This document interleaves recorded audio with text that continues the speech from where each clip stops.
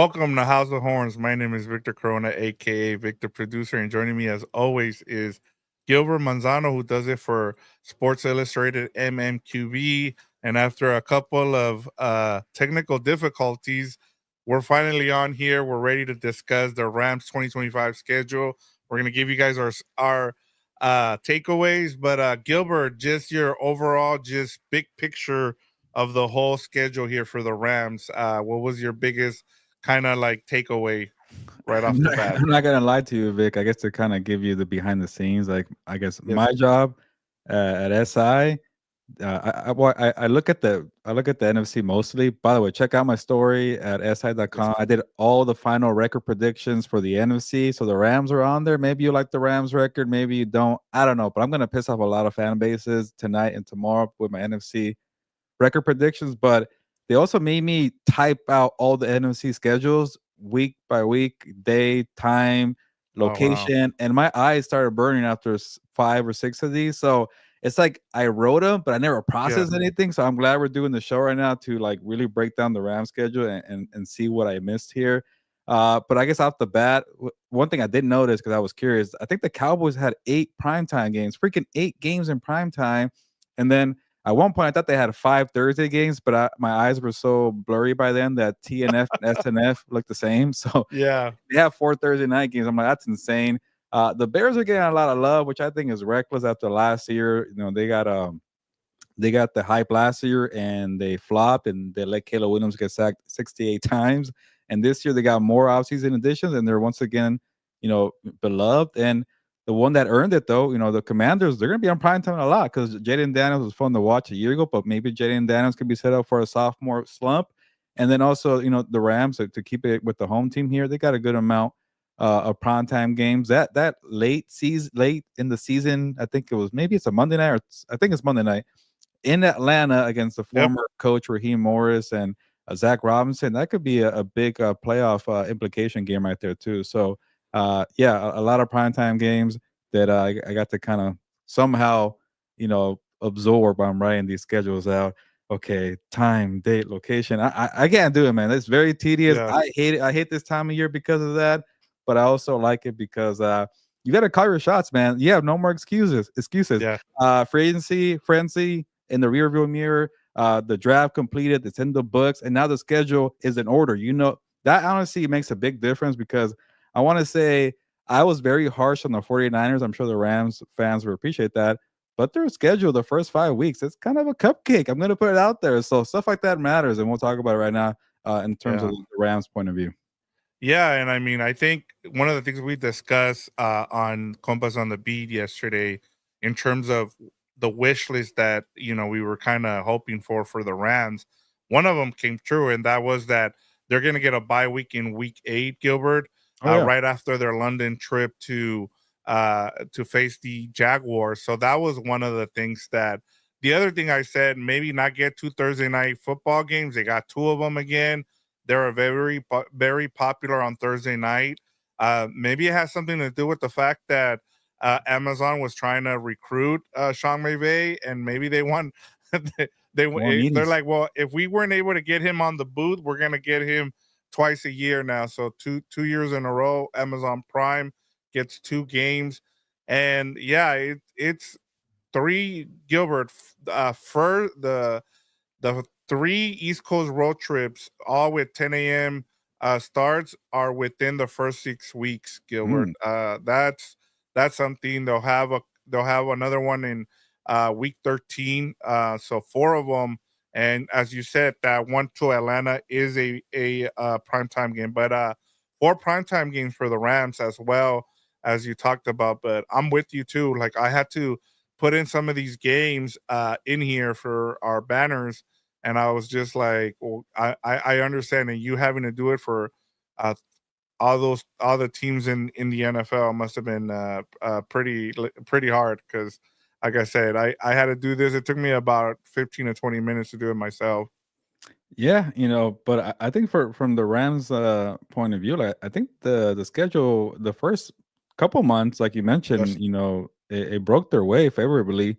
You get the AFC South. Those teams are terrible. So you get the Yeah. can I start doing the wins, loss, wins? Yes, let's go. Let's Uh, start but with week one versus the no, I'm kidding. No, go But ahead. if you want, I could say for the first, 3 out of 4, I think they should beat the Texans. They should beat the Titans in Tennessee. Those are the Right. first 2 games right there, Vic. And they could be 2-0. And I want to say the last 2 years have been 1-1 or 0-2. They were 1-4 They last were year. They were 1-4, yes. and then 3-6 the year before. So there's no excuses to start off that slow. And Yeah. then Vic, you've been challenging this team to not have slow starts anymore. I get the Eagles game in week 3 is going to be tough in Philly, but after that, you get another AFC South team, the Colts in Indy. So you got to come out at least 3-1, or if you beat the Eagles, maybe you could afford a loss against the AFC South teams, and then obviously you get that London game with the Jaguars. So by week 7, you get all 4 AFC South teams. So that's kind of the break here for the NFC West, getting to play that division. Yeah. I think, and we'll get into the toughest part of the schedule, but the first 7 weeks, Gilbert, I get you get the Eagles. I'm kind of disappointed that this is not a primetime game. I don't understand Oh why yeah, it's not. 10 a.m. It's Yeah, a 10 a.m. game. Like, it makes no sense to me. And I get it. I'm sure Fox wanted to keep that one. So yeah, I don't understand that.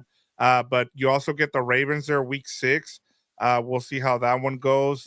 We saw last time the Ravens and Rams faced each other. It was one of the best games 2 years ago. So that'll be something to keep an eye on as well. But as Joaquin said, having the bye week mid-season is crucial. Like, yeah. last couple of years, it was early on in the season. Now they get it halfway through, which is something that I kind of was talking about as well. I think that one was also huge for them. But I The wonder how other, much it kind of evens out. Like you have to go all the way to freaking London, and then your yes, body takes the toll, and then you have to come back, and do you really get a week off? It's gonna go by very quick. So that's me kind of trying to look at the other side of it. But week yeah. 8 is good. Well, the other thing is that they'll be at home against the Saints, so at Oh least yeah, it's not cupcake. that. Yeah, exactly. Another one. So and so I think that's where it benefits them. And then I thought the other thing too, just to kind of give the macro view of the schedule. Um, I think the back end 6, I think it's 5 of the 6 divisional games all come at the end of the season, Gilbert. Yeah, Yeah, between 5 of the 6 games Cardinals, in the Seahawks. second half of the season. So that's what you want too. You want to be able to face your divisional opponents down the stretch, because we've seen this team kind of take off when they go up against their divisional opponents. I honestly like the way their big boy opponents are spread out. Like you get the Yes. 2 AFC South teams in the first 2 weeks, but then the Eagles in week 3. Okay, by then no more rust. You got the preseason rust out the way. Play the Eagles in Philly, and then you get. I'm not going to count out the 49ers because divisional matchups are always going to be tough. But after that, you get the Colts, 49ers, and then the Ravens in Baltimore. So those spread out there, and then you don't really face another besides divisional opponents. Those are always scary. I'm not going to count them out, Mm-hmm. but another non-divisional opponent that's a Super Bowl contender, you don't really get Until the Lions week the Lions, 15. right? Yeah, Yes. at home, which will be Yep. beneficial during that part. I don't want to count out the Buccaneers just yet. They're going to be a Right. tough team too at home, by Another the way. another home game. Yeah. Yep. So yes, and then the Falcons on the road late could be a good indicator for how prepared are you for the playoffs. So to me, I think I broke their way. Yeah, and it's also, I was thinking about this as well with I like the fact, if we're looking at it as just objectively, f- uh looking at the schedule for the Rams, I like it in terms of, I like having the Rams be able to face their tough opponents early in the season, those good games, because you never know how it's going to go later in the season. Like, I really didn't like the fact that they got to face the Lions week 1 last season. I Oh kind yeah, of wanted yeah. to get it midway. Now they get it at the back end of the season, but at least you get the Eagles right off the bat week 3, and you get the Ravens week 6, which is kind of spread out. So that's the other thing. But I think those 10 a.m. games, we've seen Sean McVay be good at, really good, has a good record in 10 a.m. games. But it's going to be a challenge, that's for sure. The first 6 weeks with those the Eagles and the Ravens in the first 6 weeks. Yeah, good point. That's probably the most difficult part. Like the way the schedule is set up, in terms of opponents, it's nicely set up. But yeah, you got a good amount of road games to the East Coast early on, at Philly, at Baltimore, in London for Jacksonville. The Jaguars are still the Jaguars, but you have to go all the way out there, and they're familiar with that grind, that type of game, and playing in London so many times over the last few years. But maybe it's better to get that early. It's a young team. I think Joaquin is mentioning the young defense, so they're able to, Yep. you Yeah, know, he's saying defense is going to be even faster and scary this year. A verse for defensive play. Yeah, he's one of those guys I've already seen. I think he's in the top 5 in terms of betting for defensive player of the year as a but candidate. they get the Houston Texans terrible offensive line. Yeah. We'll find out they're that terrible on paper. They are. They seem like it. So that front against Tennessee, and then week 2 you get a rookie quarterback in Cam Ward. So it could be a big opening 2 weeks for Jared Verse and the entire defensive line. So and then after that you get the real test with the Philly offensive line. So again, like especially for a team that doesn't prioritize preseason, all the starters could kind of use the first 2 weeks, and maybe I'm getting in trouble counting out the AFC South, but they've been terrible for the last few years. Yeah. So I think I'm okay talking like that. Yeah, and until we see it, I think both the AFC South and the NFC South. That's why I was like, I was a little concerned in terms of the Rams as a team because I still think they need work. They still need to add some players. I think some depth to this team. But looking at the schedule, the fact that they're facing the AFC South and the NFC South, I think that's very beneficial. But at the same time, as I said, having to play the Ravens and the Eagles early in the season. And the other thing too, Gilbert, they're not going to have bad weather games late in the season. I mean, you get the Eagles in week 3 and then the Ravens in week 6. But then after that, you're facing the Lions at home. You go to the Seahawks in Yeah. week 16 at the Falcons. It's a dome team. Hmm. So, I mean, maybe Carolina, we'll see, but that's usually a warm weather Yeah. trip. So not a lot of East Coast in the game in bad weather like we've seen. Whether as you remember, I said the last 2 seasons, I said against the Jets worries me late in the season, and against the Giants because those are going to be bad Yep. weather games, and they don't have one outside of the Panthers late in the season. I mean, at the Yeah. Seahawks, but that's a divisional game. It's not going to matter because both of these teams are gonna they're when it's a divisional game, it can go either way. Yeah, and Seattle is not like New York, or I think they played the Patriots in, I think, in Foxborough in December last year. I forget, or Right. yeah, I think they did. But yeah. So that's another good catch by you there. And then I even like the way the NFC West is like set up. Like you mentioned, the back end, you don't really play like. To me, sometimes I hate these like divisional games in the first couple weeks. Like, come on, these are supposed to be Yeah. the most important games. You know each other very well. You want to be at the at your best shape, your top form, and to get the 49ers in week 5 on Thursday Night Football, I can't wait to see that. Even the Seahawks, another TNF game in Seattle. Sam Darnold and Cooper Cup, by the way. When is the first Seahawks game? Actually, no, week 11. That's a long time. Well, Cooper Yep. Cup stay healthy. I'm not trying to take a Yeah. shot there, but he's older. I kind of maybe that one, maybe where the 49ers are in week 5. I would rather see Seattle there to see Cooper Cup, but we'll see how he does. But uh, yeah, in the entire NFC West, I'm gonna sound a little bit like last year, but I'm high in Arizona again. Kyler Murray, but better not let me down. I was very low on San Francisco, but looking at their schedule, I'm like, oh man, did I make a mistake here? And then Seattle, I don't like the addition of Sam Darnold and Cooper Cup and DeMarcus Lawrence, but their draft was very good. So in year 2 for Mike McDonald. I'll give you kind of a teaser for my story. I have 2 teams coming out the NFC West for the playoffs, and actually only 1 team from the NFC North. That division was pretty fraudy last year in the playoffs. So, and then 3. I'm gonna keep giving more. So 3 from the NFC East. So check out that story at si.com. But I do like 2 teams from the NFC West, and go find out which ones. Yeah, I like 2 teams from the NFC West as well. Okay. I'm with you. I think we might differ.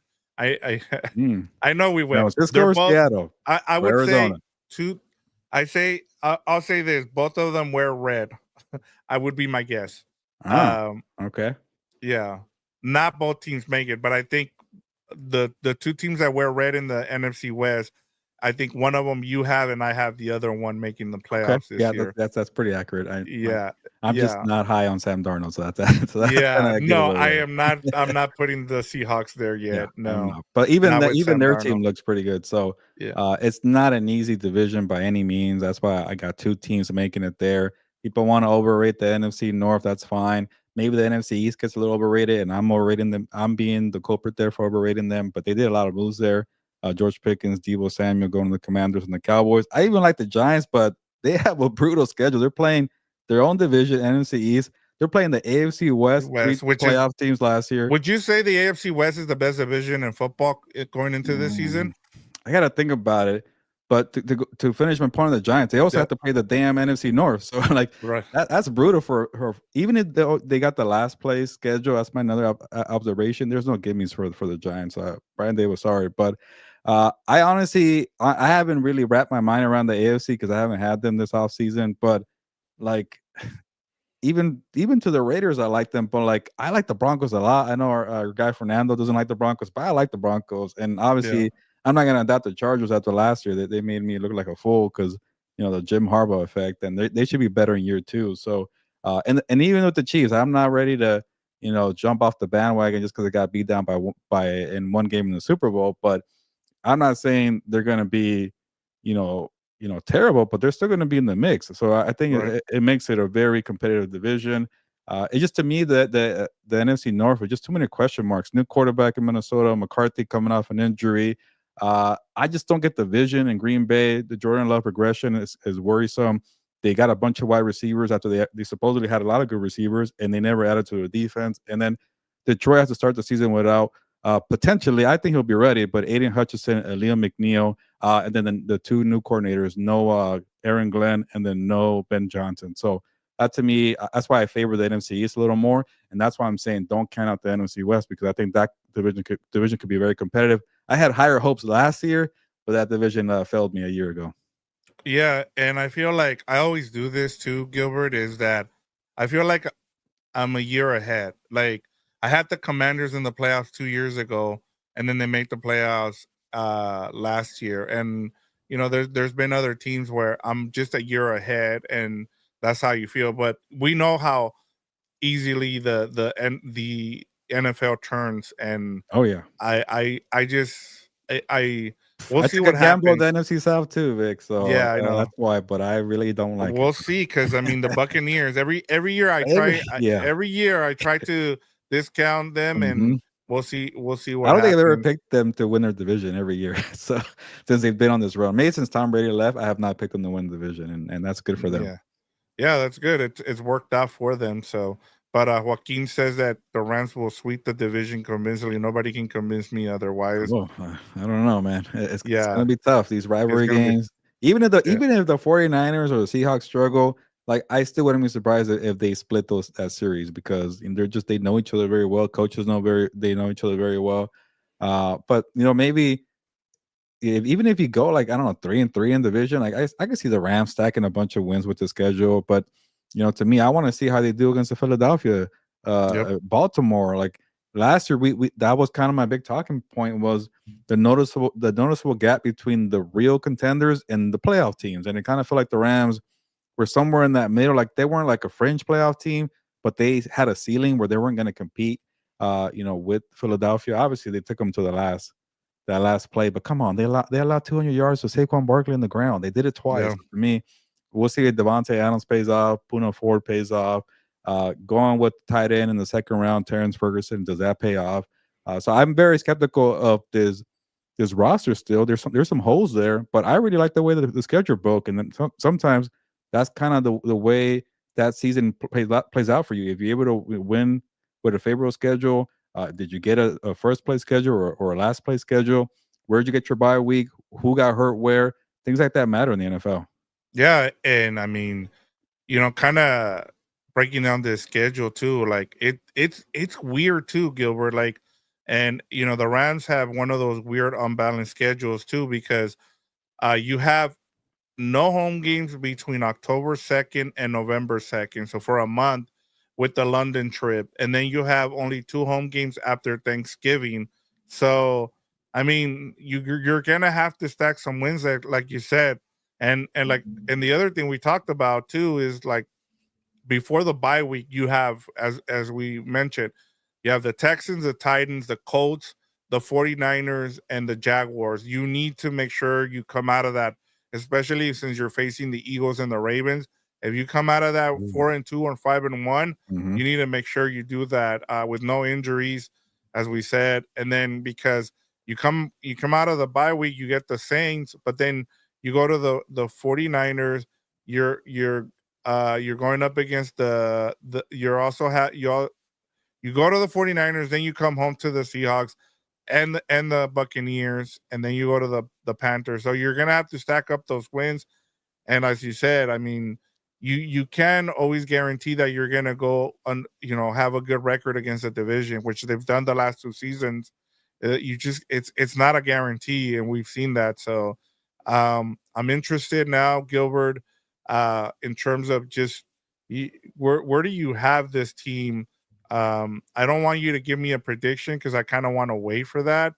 But in terms of, like you said last season, and I give you credit for this because you never went off of it, and you said, I don't see this team, moving on past the second round. To me, it's like they'll win they'll win the game, which they did against the Vikings, but you had them losing to whoever they faced. They ended up facing the Eagles and they lost. And I get it. I know a lot of people are saying, hey, they were the only team that gave the Eagles the best game they had, when they went on the run to the playoffs.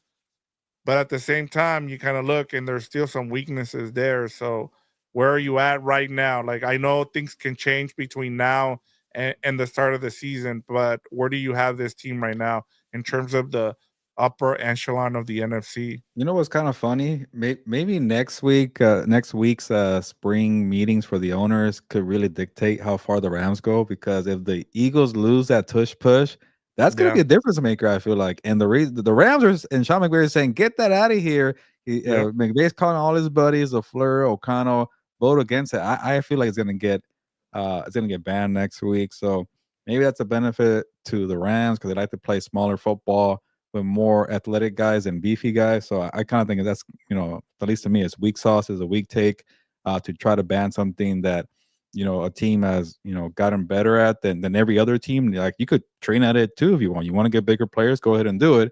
But I don't know if that's going to make a big difference. But to me, I still like the Eagles roster, and it's kind of wild because they lost Josh Sweat, they lost Milton Williams, Slay, they lost CJ Gardner Johnson. But Nolan Smith Jr. had a breakout playout. He's ready to ascend. You paired the All Pro Zach Bond with Jahad Campbell. So they keep just reloading and they still got that offensive line. I think the offensive line makes a little difference. That's what I'm talking about, the tush push. And I think Jalen Hurts doesn't get enough credit. And so you kind of compare the roster. It's not that easy. That's not football. It doesn't get that simple. But I just still worry about the Rams back end of the defense, the cornerbacks, the linebackers.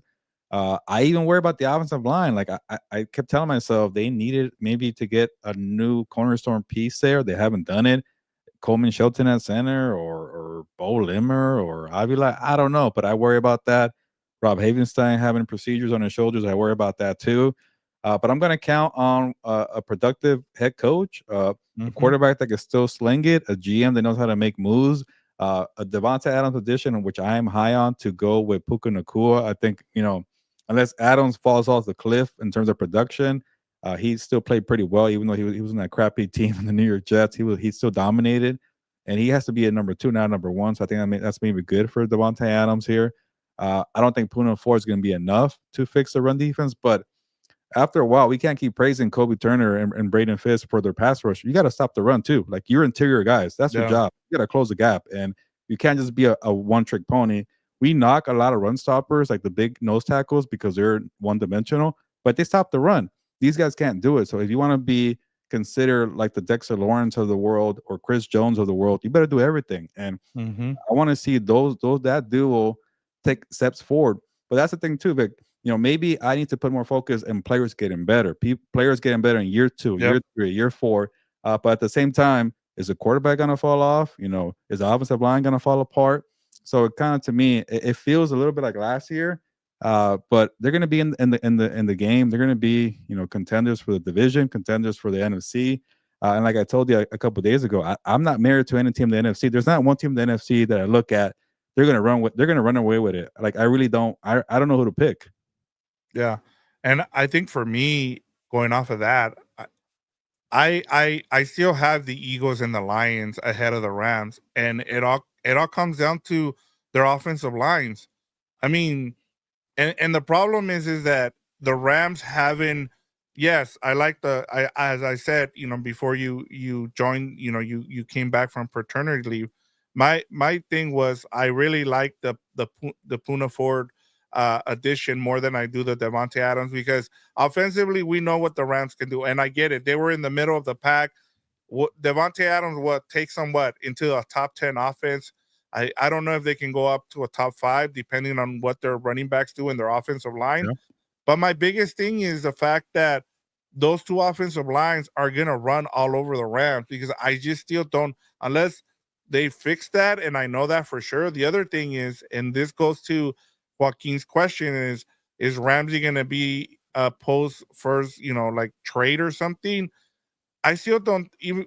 You still need defensive backs, Gilbert. Like Ramsey, I don't know if he can still play outside. Is he going to play inside if he comes here to the Rams? What happens there? So there's still, like I said, there's still a lot of question marks. I understand that the Lions, they just broke down physically. Like everybody got hurt for them. And I still have questions, as you said, when you lose both of your coordinators, but that offensive line travels even Mhm. inside or outside. I don't care. And the same thing goes for the Philadelphia Eagles. So I'm with you, but the Rams, it's all gonna come down to matchups and what happens. I feel like they'll win this division. There's no doubt in my mind that they can win it. Now things can change. Like I said, from now until the start of the season, where I might change my mind in terms of whether this division ends up catching up to the Rams. We'll see what happens. But as of right now, as we're talking, I still like the Lions and the Eagles ahead of the Yeah. Rams. Yeah. If we're gonna rank them, I'm with you. I think we're on the same page on them still being the top two teams. But I think the gap is a little closer Yes. now than last year. At least from that sense, because like you mentioned with the Lions, they were broken down, and honestly, they didn't really do enough with their edge rushers. I like that they got the Ohio State run stopper Talik Williams, because and they have their philosophy that actually works. I'm not saying Les Snead's philosophy doesn't work, but like they got some nasty dudes. Like for Detroit, they got the Georgia lineman. That's the thing. Like they lost Kevin Zeitler, and they have like 3 guys ready to compete for that right guard position, and the Georgia kid is one of them, second round pick. They invested in the offensive line, they invested in the defensive tackle. They need another edge rusher, but when they have a formula that's been working, and we saw it last year, they were the two best teams. And same thing with the Eagles. They had to get a little creative because they lost Mekhi Becton. They couldn't pay everybody, so they made a trade for Kenyon Green, who was on a rookie contract. They flipped them, and maybe it works out because they have 4 All Pros or 4 Pro Bowlers next to this guy. So Saquon Barkley's behind. So again, I think the tush push is going to really matter there. But yeah, it is closer. I feel like, and like I was talking about the schedule. Looking at the Eagles' schedule, like if you didn't know the order, Vic, you probably say this team for sure is going 13-4 or 14-3. But man, their first 5 weeks are brutal. As we know, Yep. the Rams are one of them. They play the Cowboys. I think maybe the Cowboys are pretenders, but I think they're going to be better. I I think agree with you. they play the Broncos. I forget who else. They play the Chiefs in week 2, so they're gonna have a tough first 5 weeks there.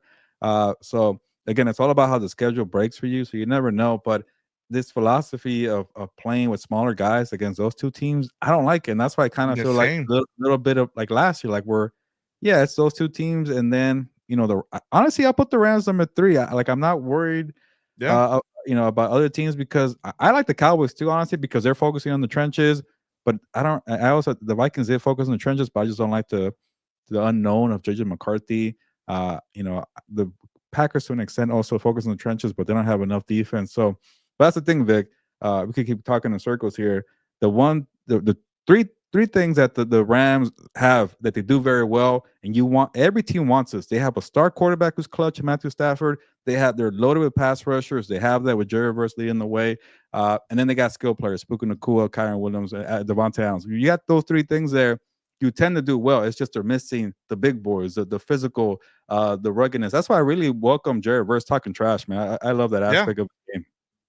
Yeah, and I want to see how these linebackers, these rookie linebackers, pan out too. Mhm. Like Chris Paul, and etc. But we'll see what happens. Like I said, things can change between now, where we're looking at, and then now looking at the schedule. As you said, the Eagles have a tough schedule. The Lions, the Rams, they all have first place schedule. They're facing some of those first place teams now, and I just think the way it broke, the Rams got they're I feel like out of those three teams, the Rams need to have the best record in the NFC.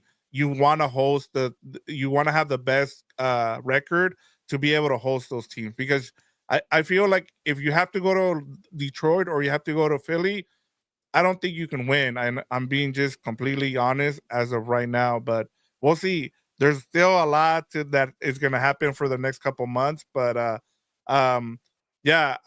Daniel wants to know thoughts on the bye week. He says he likes it. Yeah, I like it too, Daniel, and good to see your prediction 12-5 or 13-4. And I'm not gonna complain too much about any team getting a middle of the season bye week, but I think there's some downside to having it after a London trip. It's like, does it feel like a half bye week because you're gonna be so tired after that London trip? Is 1 week enough to recover? 10 days would be nice, but or I guess it's technically 2 weeks, right? Because you go over that Right. 1 week and then you play again, but. And then you play the Saints. And you play the same, so maybe you get another week. So maybe that's as like again, Daniel. Like, if you check at the beginning, I think the schedule really worked out. The way the stretches are, the way the road trips are.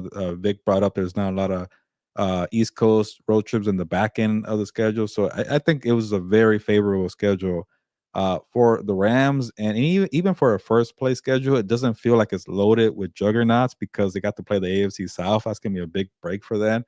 But we know about this team. They've been in the playoffs the last 2 years. You don't want any cupcakes. You want to know if you're the best of the best because they've been maxed out in the second round and the first round.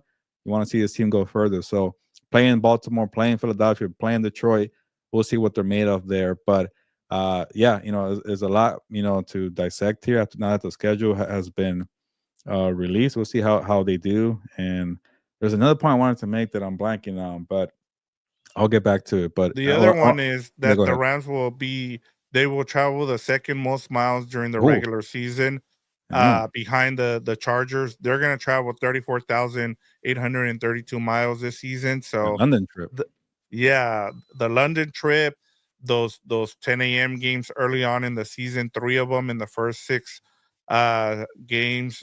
So yeah, but like you said, the thing is, it kind of broke for them because they're getting to face the AFC South and the NFC South. So and like I said, they just need to make sure that they end up with a better record than the Lions and the Eagles, and so they have that chance because they get to face the weaker of the divisions. I feel like, if you ask anybody, they'll tell you that the AFC South and the NFC South are in the bottom four of the divisions in Yeah, terms of and they got both of those. yeah, and they got both of them. But So I'll give you one before we head. I'll give you yes, a trap game that I'm looking yes, at, please, and I think it's at Carolina late in the yep. season. They know the DC knows them very well. Evero, uh, it depends if Derek Brown stays healthy and JC Horn stay healthy. But I really like what Carolina did this offseason. I know Treshaun Warden is not a household name. He played for the Chiefs. He was a number two to Chris Jones, but he's going to help that run defense there. Uh, they got a couple other playmakers. I like their draft class. Gaten McMillan, the Arizona kid, as wide receiver for Bryce Young. They got a couple edges in the second round. Their O line. Speaking of O lines, their O line is pretty nasty. Like Hmm. if the starting five doesn't regress, it should be very good. And they have like 3 or 4 quality running backs. And the first one is Chuba Hubbard, who's very good.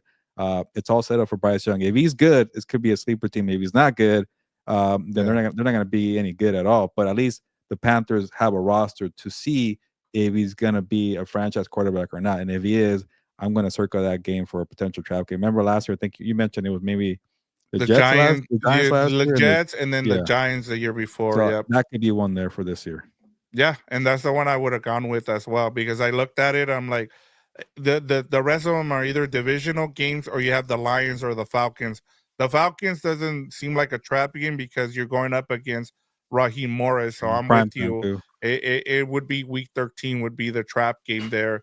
Outside of that, I just don't see a trap game unless you count the Jaguars just before the bye week.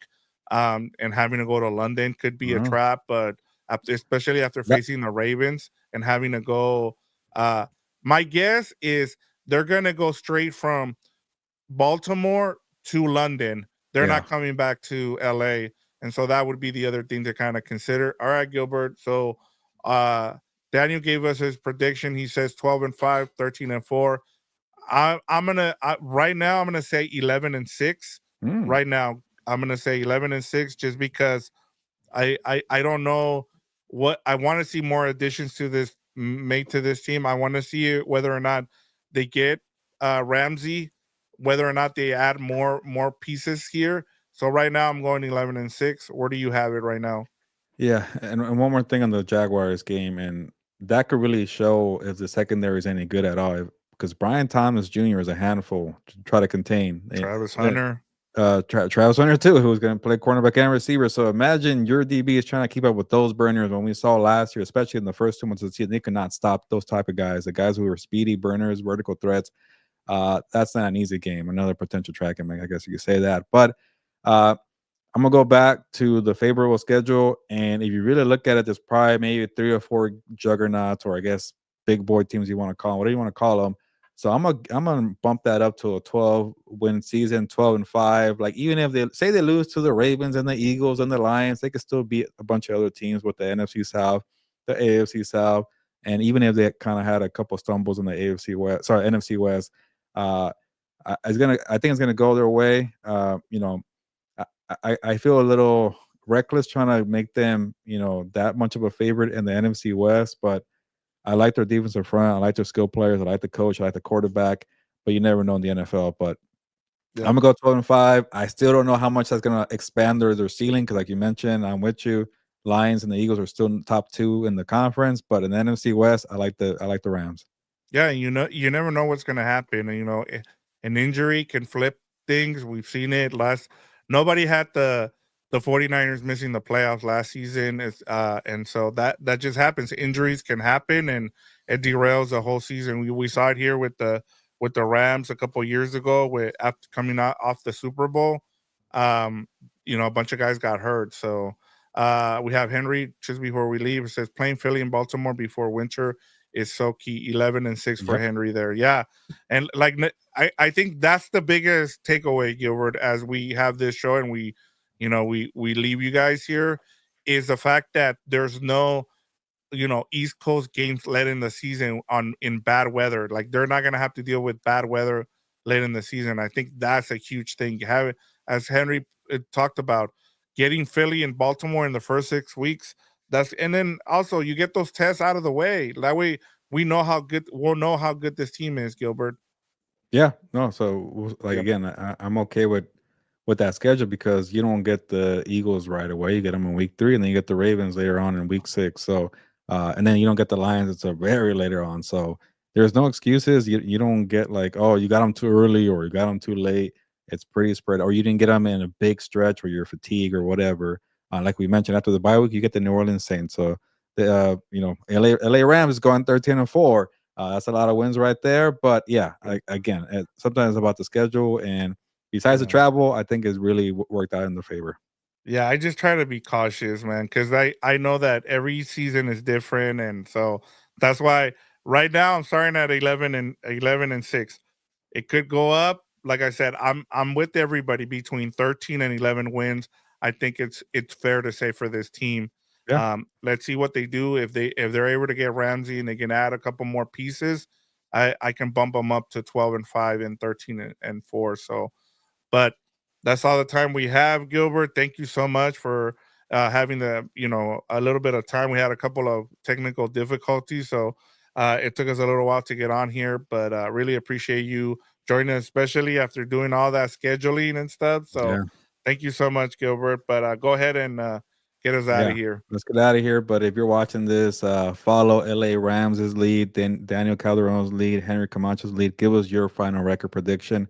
There's no more reason to stall. Again, the draft is over. The free Yep. agency frenzy is over. Like I guess you could get Ramsey, but is that really gonna make a big old difference? I don't Yeah. know. And then we know the order of the schedule. So that's it. Stop stalling. Make your prediction. Live with it from now through week 1 in September, through train. I guess maybe in training camp if something happens. I don't know. But for now, come on, write it in pen, give us your prediction, and be bold about it. So we gave you ours. Victor went 11-6. I went 12-5. Winning records here. If you disagree, let me know too. I love Yep. to see disagreement. But it's time to get going here. Hopefully you enjoyed that Brenda song video that the Rams had for the scheduled release. I thought that was like a little creative. But yeah, 14-3 from Joaquin. Thank you for doing that. But time to get going. Ya nos vamos, pues. Vámonos.